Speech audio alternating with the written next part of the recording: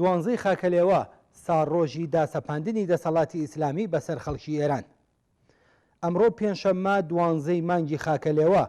ساڕۆژی داسەپانی ڕژیمی کۆماری ئیسلامیە بەسەر خەڵکی ئێران. 42 ساڵ لەمەوبەر لەوەها ڕۆژێکدا داگیرکەرانی شۆڕشی کۆمەڵانی خەڵکی ئێران بە ڕێبەری خومەینی لە نمایشێکدا لە ژێرناوی گشتپرسی لە خەڵکی ئێران دەسەڵاتی جەهل و خورافە و سەرکوتی خۆیان بەسەر ئەم وڵاتەدا ڕەسمی کردەوە. ڕۆژی 12 مانگی خاکەلێوەی ساڵی 1358 هەتاوی لە حاڵێکدا کە هێشتا 2 مانگ لە سەرکەوتنی ڕاپەڕینی خەڵک تێپەڕ نەببوو و جەماوەری خەڵک بە تەواوی ماهیەتی بیری کۆنەپەرستانە و ئامانجی بورژوازی داگیرکەرانی شۆڕشیان بۆ دەرنەکەوتە بوو، دار و دەستەی خومێنی بە دروشمی کۆماری ئیسلامی نەیەک وشە زیاتر و نەیەک وشە کەمتر هاتنە مەیدان تا خەڵک ناچار بکەن کە لە نێوان دوو دەنگی ئەرێیانە یەکیان هەڵبژێرن و لە ڕێگەی بەشداریکردن لەم بەناو گشتپرسیەدا بە نیزامی کۆماری ئیسلامی ئەرێیان نابڵێن. خومەینی بۆ بەڕێوەبردنی ئەم نمایشە یەکجار بەپەلە بوو لەبەر ئەوەی کە دەیزانی ئەگەر خەڵک دەرفەتیان بۆ هەڵکەوێ بە چاوی کراوەوە قەزاوت لەسەر ماهیەتی کۆماری ئیسلامی دەکەن و ئاکامی ڕێفراندۆم ئەو جۆرە نابێت کە چاوەڕوانی دەکرد. پرسیاری فریوکارانە و وەڵامی ئەرێونا کە بۆ ئەم ڕێفراندۆمە دیاریان کردهبوو بە شێوەیەک بوو کە گۆیا ئەگەر کەسێک دەنگی ئەرێ لە سندوقەکان نەخات بەمانای ئەوەیە کە لایەنگری گەڕانەوەی ڕژیمی شایە. بێگومان لە بارودۆخێکدا کە جەماوەری خەڵک گیانفیدایانە و بە شێوەی بەرین لە ڕاپەڕینی ڕووخاندنی ڕژیمی پەهلەویدا بەشداریان کرد بوو، نیسبەتدانی ئەو بابەتە بۆیان مای شەرمەزاری بوو و زۆرێک لە خەڵک تەنیا بە خاتری نەفرەتیان لە ڕژیمی شاو نیزامی پێشوو بووە بە پێچەوانەی خواستی دەرونیان بە دەسەڵاتی ئاینی و حکوومەتی مشتێک ئاخوند و کۆنەپەرست لە ڕووی ناچاریەوە و هەندێکشیان لە ڕووی خۆشباوەڕیەوە دەنگی ئەرێیان هەڵبژارد و خستیانە نێو سندوقەکانی دەنگدانەوە. هەڵبەدە و کاتێش ئەو دەستەیە لە خەڵک کە ماهیەتی دەسەڵاتی ئاینی و بە دەسەڵات گەیشتنی کۆنەپەرستانیان هاوسان لەگەڵ دەسەڵاتی دیکتاتۆری نظامی پاشایەتی دەزانی، نەتەنها ئەم ڕێفراندۆمەیان بایکۆت کرد، بەڵکو تا ئەو جێگایی کە لە توانایاندا بوو جەماوەری خەڵکیان لە بەشداریکردن لەو بەناو هەڵبژاردنە دوور دەخستەوە. کارگێڕانی تازە بە دەسەڵات گەیشت و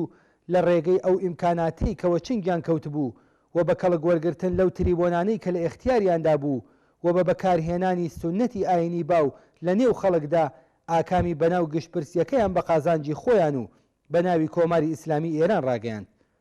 پێشینەی گشت هەڵبژاردنە فەرمایشەکانی 42 ساڵی ڕابردوو دەگەڕێتەوە بۆ وەها ڕۆژێک و لەگەڵ سەقامگیرکردنی وەها ڕۆژێک بوو کە سونەتی هەڵبژاردننی نمایشی و فەرمایشی لەم ڕژیمەدا دووپات بووەوە. 12 مانگی خاکەلێوە بۆ جەماوەرێک کە لە ژێر دەسەڵاتی ئەم ڕژیمەدا بەسەردەبەن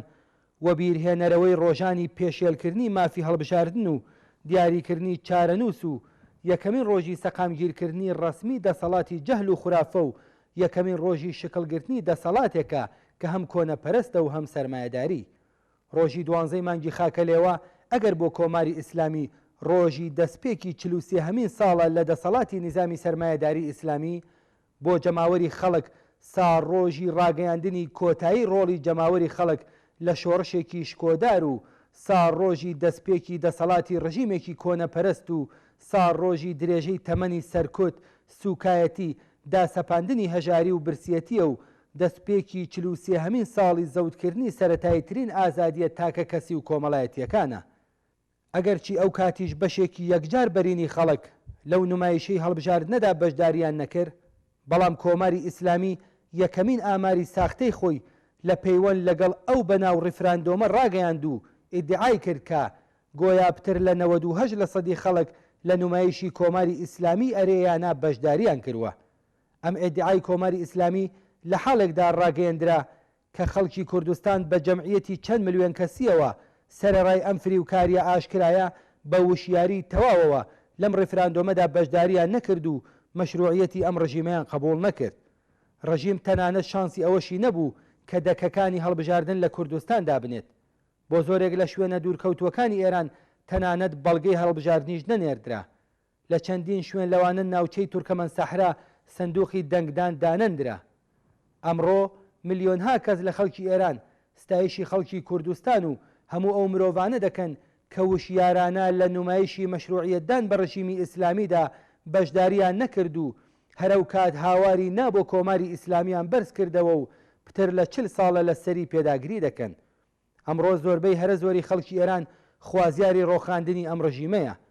بەڵام بێگومان وەها خواستێک تەنها بە دووپاتبوونەوەی دیمە نەشکۆدارەکانی ئاخێزی شۆڕژگێڕانی ساڵی 57 و ئەم جارەیان بە دەور و نەخشنواندنی وشیارانە و ڕێکخراوی چینی کرێکار و بەشداری میلیۆنی لاوان ژنان و هەموو ستەملێکراوانی کۆمەڵگە دێتە دی. با دەست لە ناو دەستی یەک بەستێنەکانی وەها شۆڕشێک بە ئیرادەی میلیۆنیمان بخۆڵقێنین. لە ڕۆژی سەقامگیربوونی دەسەڵاتی جەنایەتکار و کۆنەپەرست و ماڵوێرانکەری کۆماری ئیسلامیدا جێگەی خۆیەتی یادی هەموو ئەو کۆمونیست و شۆڕژێر و پێشڕەوانە بەرز ڕابگرین کە لە بەرەنگاربوونەوە لەگەڵ ئەم دێوەزمە دژە مرۆییە و لە پێناو وەدی هاتنی ئارمانە ڕاستەقینەکانی شۆڕشی ئێران لە مەیدانی نەبەرد و یان لە زیندانەکاندا گیانیان بەخت کرد. یادی ئیلهام بەخشیان ئەمڕۆ زیاتر لە ڕابردوو لە ڕەزمی بێئەمان نەخشەمەند ڕێکخرا و بەردەوام دژ بە ڕژیمی ئیسلامی و نەزمی سەرمایەداری یارمەتی دەرمان دەبێت.